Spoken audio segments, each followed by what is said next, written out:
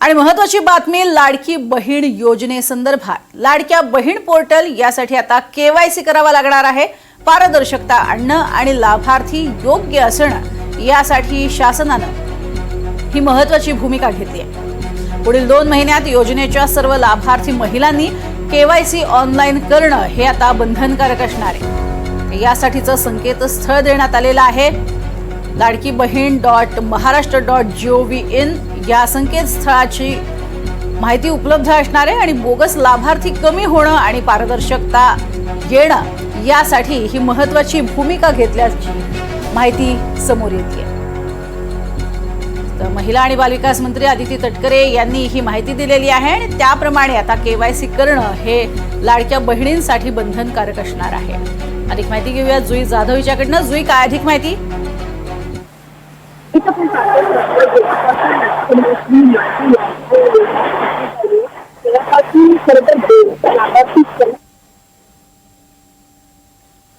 जुई, आपण बघतोय कशा पद्धतीने लाडक्या बहिणींसाठी केवायसी करणं हे आता बंधनकारक असणार आहे। मात्र काही तांत्रिक कारणामुळे आपला आवाज आमच्यापर्यंत पोहोचत नाहीये। इकडे मात्र बोगस लाभार्थ्यांची संख्या ही कमी करणं हा सुद्धा एक महत्त्वाचा हेतू आहे। जेणेयोगे एकाच घरातील 3-3, 4-4 महिला ज्या यामध्ये लाभार्थी आहेत आणि ज्यांचं उत्पन्न जास्त आहे अशा महिला सुद्धा यातून वगळल्या जाऊ शकतील।